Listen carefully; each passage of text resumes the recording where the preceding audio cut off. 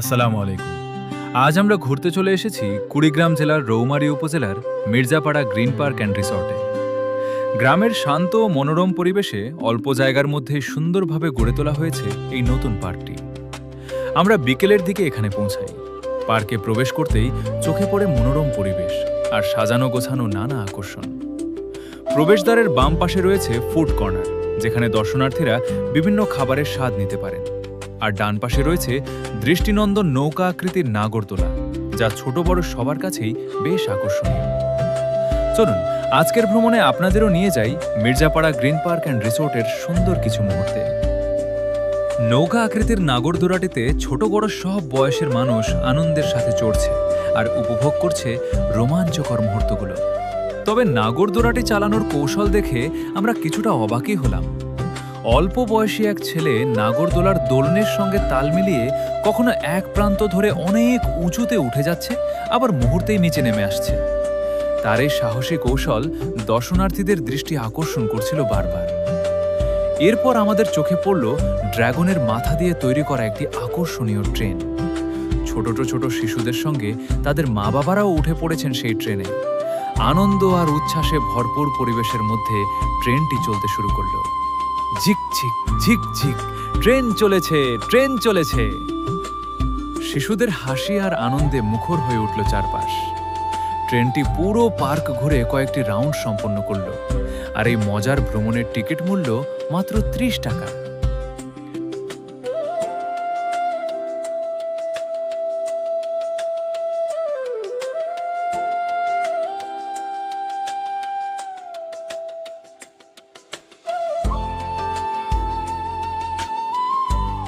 Train ভ্রমণ শেষে আমরা চলে গেলাম পার্কের উত্তর পাশে।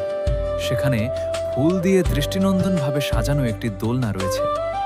দর্শনার্থীরা এই সুন্দর মুহূর্তগুলো স্মৃতিতে ধরে রাখতে নানা ভঙ্গিতে ছবি তুলছেন।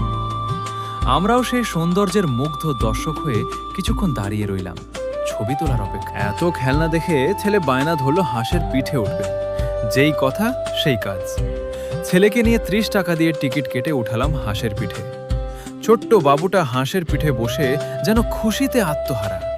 তার মুখের হাসিটা দেখেই মনটা ভরে গেল। তবে মনের মধ্যে একটু ভয়ও কাজ করছিল। ভাবছিলাম দোলনাটা যখন জোরে ঘুরবে তখন আবার হাত ছেড়ে নিচে পড়ে না যায়। কিন্তু আলহামদুলিল্লাহ তেমন কিছুই হয়নি। আমার ছোট্ট বাবুটা শক্ত করে ধরে খুব সুন্দরভাবে বসেছিল।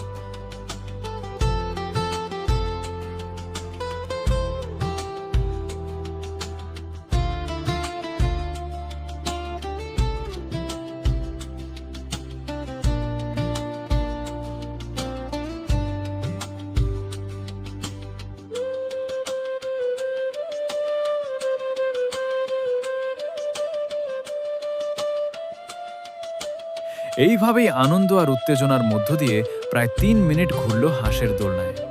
তারপর সবাইকে নামিয়ে দেওয়া হলো।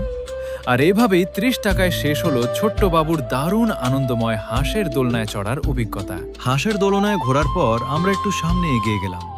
সেখানে গিয়ে দেখলাম সুন্দর ফুল দিয়ে তৈরি করা হয়েছে একটি আকর্ষণীয় গেট। গেটটির সৌন্দর্য দেখতে অনেক মানুষ ভিড় করেছে, আর সবাই নিজেদের স্মরণীয় মুহূর্তগুলো ক্যামেরাবন্দি করতে ব্যস্ত। ফুলের গেটের ঠিক পেছনেই চোখে পড়ল বিশাল আকারের একটি এয়ার স্লিপার।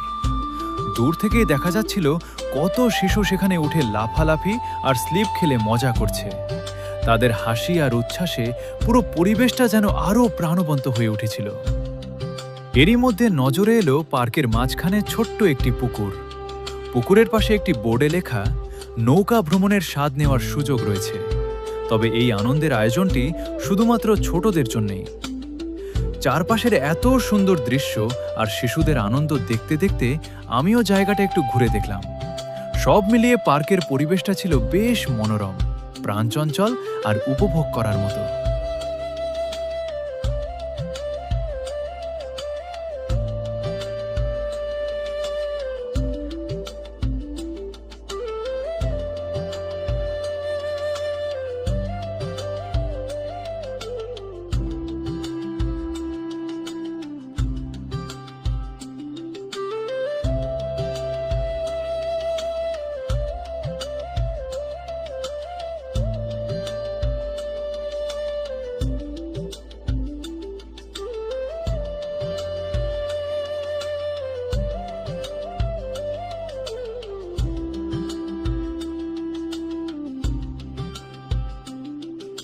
পার্কের আরেকটি বিষয় আমার কাছে সবচেয়ে বেশি ভালো লেগেছে, আর সেটি হলো এর মনোমুগ্ধকর ফুলের বাগান।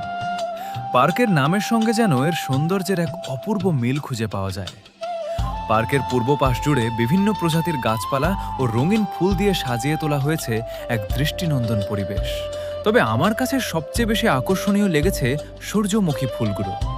কোথাও দেখা গেল ছোট ছোট কলি ধীরে ধীরে ফুটতে শুরু করেছে। এখানে রয়েছে গোলাপ, গাঁদা, মোরগ ফুলসহ নানা রকমের ফুলের গাছ। চারদিকে ছড়িয়ে থাকা ফুলের রং আর সৌন্দর্য যেন প্রকৃতি প্রেমীদের জন্য এক স্বর্গীয় অনুভূতি তৈরি করে। শুধু ফুলের বাগানই নয়, পুরো পার্ক জুড়েই তুলে ধরা হয়েছে এক মনোরম প্রাকৃতিক পরিবেশ। পুরনো দিনের ছনের ঘর, গাছে ঝুলে থাকা বাবুই পাখির বাসা এবং চারপাশে ছড়িয়ে থাকা নানা রকম ফুল ও গাছপালা যেন গ্রাম বাংলার ঐতিহ্য আর প্রকৃতির সৌন্দর্যকে একসঙ্গে জীবন্ত করে তুলেছে। আবার কোথাও পূর্ণ প্রস্ফুটিত সূর্যমুখী ফুল সূর্যের মতোই তার পাপড়ি মেলে দাঁড়িয়ে আছে। সেই দৃশ্য সত্যিই চোখ জুড়িয়ে দেওয়ার মতো। সব মিলিয়ে প্রকৃতির সান্নিধ্যে কিছুটা সময় কাটানোর জন্য জায়গাটি সত্যিই অসাধারণ একটি স্থান।